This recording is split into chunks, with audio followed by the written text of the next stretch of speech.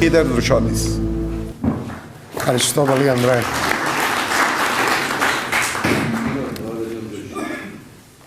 Ευχαριστώ πάρα πολύ, Ανδρέα, με την συγκατάθεση σας θα μιλήσω στα αγγλικά απόψε.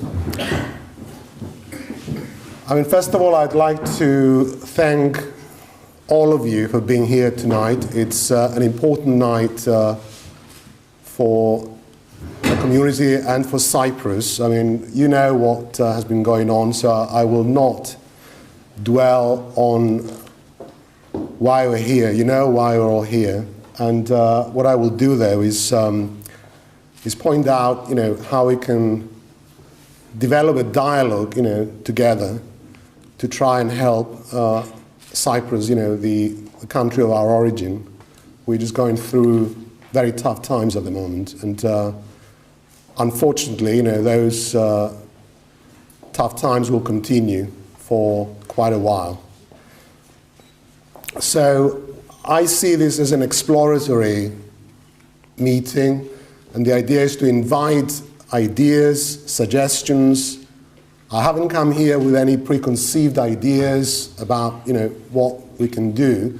I mean, I obviously have suggestions of my own as to how we can work together, but I think that there is a lot that we can do as a community, not just us who are here now, but the broader community of Cypriots in this country. And there are individuals, in our community, some of you are here now, others may not be here, with whom we will have to engage in the next few weeks and months and years, and we will have to ensure that they become involved in this project, because it will be a project.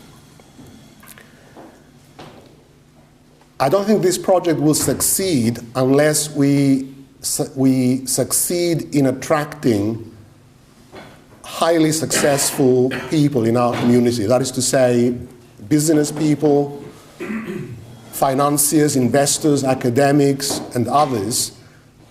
Some of them we may not even know at the moment, but I think we'll have to get to know them, and we'll have to make sure. So I think some of them we may not know, others we will get to know, but I think the key thing is to make sure that we engage with everyone who has the ability to help, and that will include many prominent Cypriots, and it will include people who are not Cypriot as well, who may take an interest in the subject, who may be friends of Cyprus as well. And we have to work together to make sure that we attract people who are willing to work with us. I've always believed, right, and I've been doing this job now, it is a job, for the last nearly 6 years, and I've always believed that as a community we can do a hell of a lot more for Cyprus. I believe that we have a new generation of Cypriots in this country who are very well educated, who have the skills, they have the knowledge, they have the connections, they have the networks to get more involved in what we do. And it's a terrible shame that the way that this may happen is because of what Cyprus is going through now. But in the last 2 weeks, I've had calls from such people, who have been, and emails, who have been frankly disgusted by the way that Cyprus was treated by the eurozone. And that has inspired them to get involved. So this is it's not the opportunity that I wanted, in the sense that, we didn't want Cyprus to suffer in this way. But it is nevertheless an opportunity, and we have to embrace that, and we have to embrace these people and work with them. We are here to explore initiatives, specific initiatives that are to do with some of the ideas that have originated from within Cyprus itself. And as you know, one of these ideas is to set up a Solidarity Investment Fund. That was the government's proposal that was adopted, I think, unanimously by the House of Representatives in Cyprus. And the idea behind that, this will be a fund that will act as an investment fund. It will accept contributions and donations, but it will also be an investment fund, so people will be able to invest in this fund, as I understand it, and in return for that they will receive shares. I think the details are still to be worked out, but as I understand it, it would be a fund which will have investment value, some of which will be dependent on the energy resources of the island as and when they become available. I mean, I'm advised by the chairman of the hydrocarbons company in Cyprus that they believe that there are 60 trillion cubic feet of gas reserves in the offshore waters within the exclusive economic zone of the island. And the calculations that they've made, and these are conservative, and this is based on what I've been advised, is that those estimates, of the profit that could be generated over the next 30 years, and it is a long time, but nevertheless over the next 30 years could be in the region of $50 billion US. So that is in the longer term, but we have to think longer term here because it will take a while for us to, for the Cypriot economy to be stabilized and regenerated. But that is certainly a big plus on the side of the island, and we have to ensure that people who want to support the island understand that there is an investment opportunity there as well. And this fund, assuming it is properly constituted, represents that opportunity, because investing in the fund, you'll be able to be issued shares that would be effectively backed, by the revenues that will be generated from the exploitation of those energy reserves. I mean, I have to say to you that in the last 10 days, and particularly in the last few days, I have been the recipient of daily, anguished emails from Cypriots, young family men and women, and I've sent some of these emails to my colleagues on the Executive Council as well. And these are emails from young people who are anxious about their jobs, they're anxious about their families, and so there are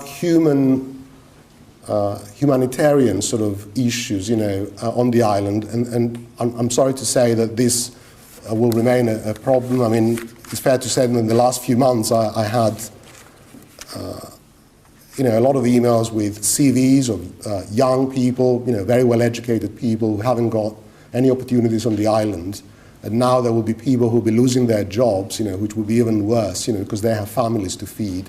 So I believe that this represents a humanitarian tragedy as well. And I believe that is the second dimension, of what I think we have to think about tonight, is whether there are any charitable initiatives and any really humanitarian initiatives that we can undertake to help people who will be in desperate need in the next few weeks and months. There will be students in the UK who, I understand some of them, have had liquidity issues, and again, some of them will be in need of help. So we will have to think about ways to help them as well.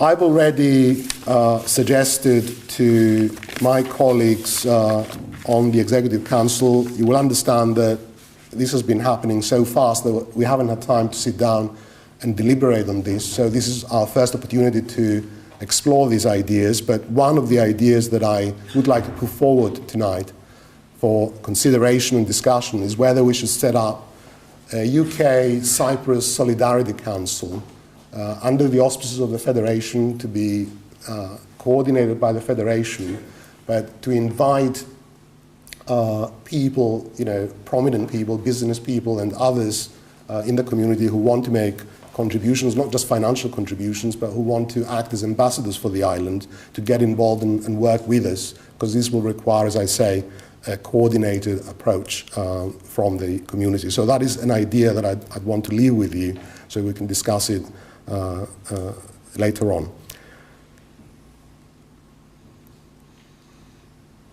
I think I've mentioned quite a few things about the positives in relation to Cyprus. I mean, tourism has always been a pillar of the Cypriot economy, and my view is that that will become even more important in the next few years.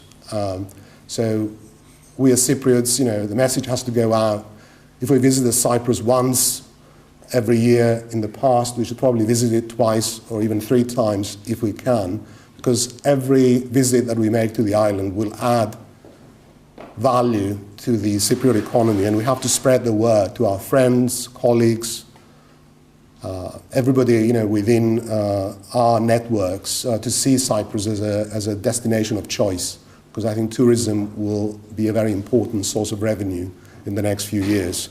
And I will certainly have words with the authorities in Cyprus. It seems to me that they have to upgrade that product, and they have to develop a strategy to strengthen the tourism product on the island as well. So I'm sure they recognize that now. Unfortunately, as a result of what happened, my fear is that a lot of the Russian tourists who've been visiting the island, or many of them, certainly a proportion of them, may not return. And I think that will affect, the revenue. So it's important that, I think this is something that I know that some people who work in the tourist industry here have known this for a while and have discussed it in the past. The need to make sure that we attract more British tourists, to Cyprus. I think there is a lot that we can do as ambassadors for the island, in that regard as well.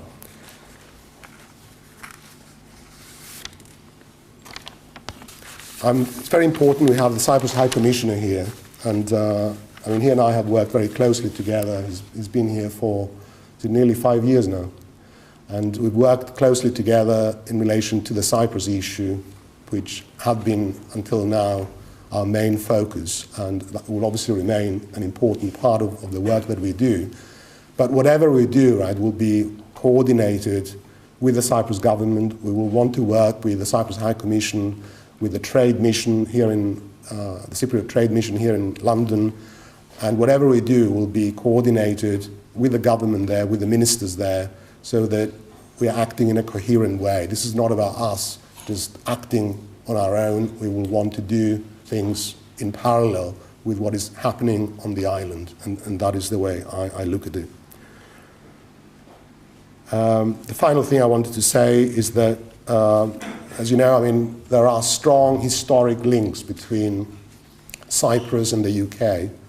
And the UK has sovereign bases on the island. It has 60,000 expats living on the island, many of whom have been affected. I've had emails from them as well, not surprisingly, asking questions and so on. But we have, we estimate 300,000 or so Cypriots living in this country. So there are strong links, and there are strong business links. And despite what people say, the figures that I've seen suggest that there are many British people, including many British Cypriots, who have big sums of money invested in Cyprus and have big savings, in Cypriot banks as well, some of whom will lose out as a result of this decision. So, and I have to say, I have also received emails from some of them saying that they feel extremely upset by what happened, and one or two of them, I have to tell you, were saying, that they couldn't see how they could help, bearing in mind that some of their money has been wiped out as a result of these decisions that have been made. So they are very upset and very anxious about that. But I wanted to say that because of these links, I've had discussions with members of parliament who represent constituencies with large Cypriot electorates, and we've agreed that we will have a meeting initially with the Treasury Minister, Greg Clark, that's going to take place on the 22nd of April. And my Federation colleagues and I will participate in that meeting alongside members of Parliament. It will be a cross-party delegation, Labour and Conservative, to have discussions with the Minister as well about really ways in which the UK government can work with the Cyprus government and with our community to help mitigate the impact of this crisis. I will leave it at that, and I will then like to invite your contributions, and of course any contributions from my colleagues as well. Thank you very much.